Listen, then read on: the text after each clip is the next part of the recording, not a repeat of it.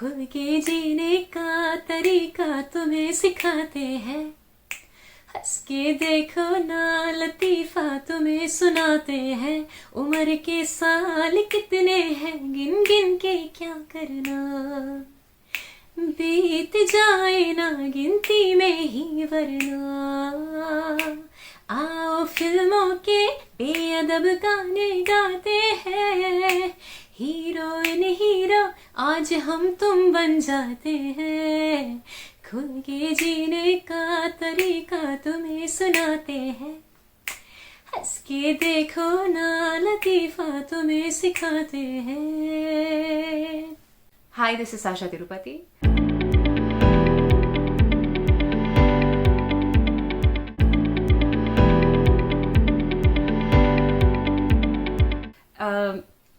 Besides everything about the song, it's difficult to choose what I liked about it. Of course, it's a masterpiece by the genius Rahman sir, and it's one of those songs that you always go back to it when you listen to it, and you're like, how did the idea occur to him? The way he's panned both of Arijit and my vocals, and then the intertwining notes, the way the harmonies just hug each other so beautifully. And I'm a massive fan of Amitabh Bhattacharya's work, and the kind of words he's used, the terminology he's used in the song, everything about it is just so beautiful. And in the current situation, I feel it's so deeply applicable, because that's something that we've kind of, the times we're going through right now, it's something that we've kind of forgotten or lost touch with, and Khul Ke Jeene Ka acquaints you to that. So lots of things to adore about this song, that I feel so blessed that I am part of a project. For the longest time, I really wanted to sing for a film which starred Sushant Singh Rajput, and it didn't happen, and I was completely oblivious to the fact that Dil Bechara had him in it as the lead, as the male lead. And when the news of his demise broke, and I kind of went through social media seeing what the details, what the cause and everything, and that's where I read that Dil Bechara was his last film, and I was very shocked, and at that moment, and initially it was very emotional, but then it translated into a point where I kind of felt that, singing a song with the lyrics being "Khul ke jeene ka tarika tumhe sikhate hain," just the fact that in a way it could be an extension to Sushant's legacy, and that's another thing that really, really that I feel is very poignant to this song, and this is something that I will always hold on to.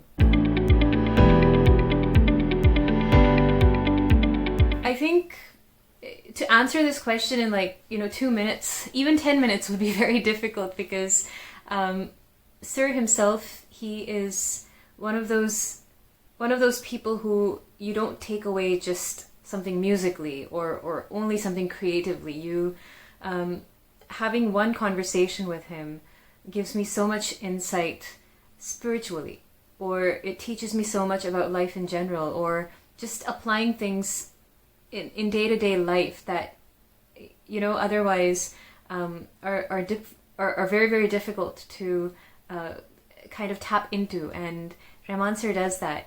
Other than that, I think he has the capacity to create gold out of pebbles.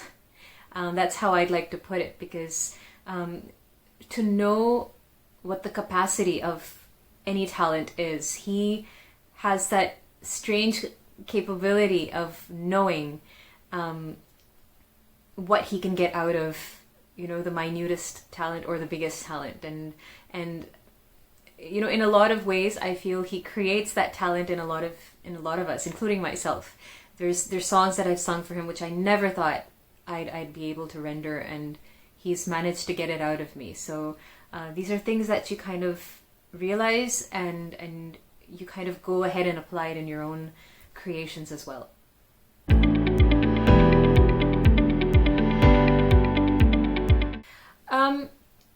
So I've been writing independent music way before I gained any sort of success in my film music career. And I was writing when I was about 15, 16 years old. I was composing then, I was writing lyrics, but being the teenager that I was very shy.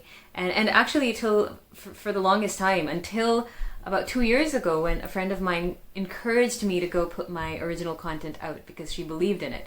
And she kind of got me to believe in it as well. But I have been writing independent music for a long time now, and I guess that encouragement is really important as well, because there's always that sense of self-doubt as an artist, whether your music would be accepted, or whether people would resonate or vibe with what you want them to understand of your music, or what you want to convey through your music. I think that's a better choice of words, what you'd like to convey. And I think I've had the good fortune of people accepting my independent music and my independent work, and to many more. I've already come out with about 6 songs now, and there's a lot more that I'm currently working on. So yeah.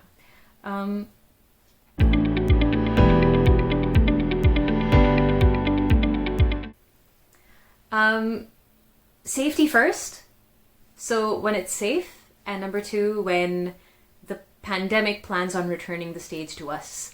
I am craving to go up back on stage and soak in those stage lights, and soak in those audiences and them singing along to my songs. And it's kind of those moments you kind of live for, where audiences repeat or sing after songs of yours that are popular, or that are close to their hearts. And I'm really, really waiting for this again. But till then, we are doing a lot of online shows, and audiences have been very kind to tune in and even to pay for these concerts. So thank you to everybody who's accepted my work, who's accepted my music, and who's encouraged us and kind of kept the ball rolling for us, if not physically, then at least virtually.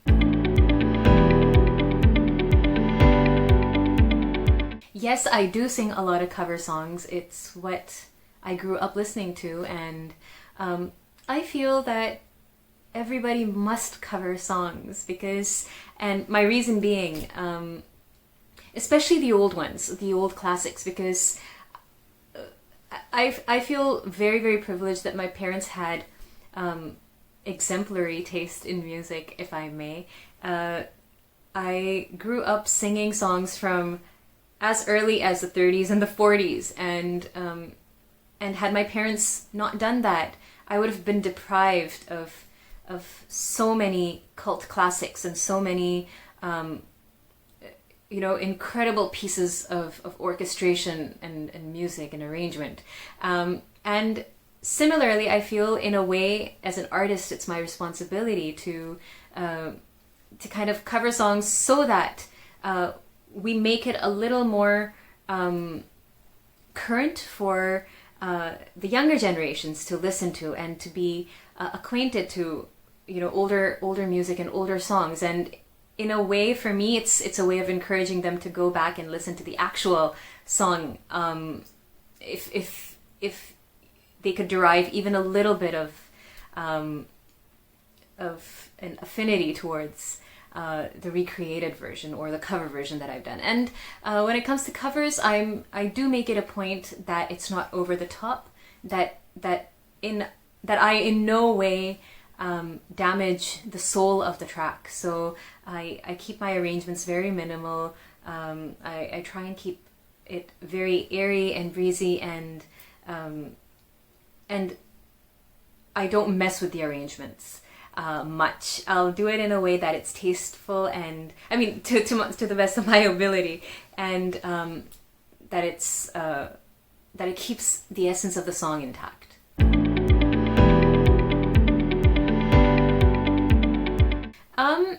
So I think this kind of ties in with the previous response of covers, and I would sing more recreations if A, if I'm called for them, and B, if after being called for them, if I hear the track and I feel like, this isn't damaging, like I said, the soul of the song, of the original.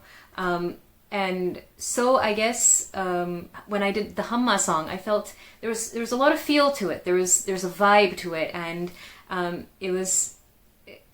found it to be done very tastefully by Badshah and Tanishq. So I would love to do more recreations if they're done with respect.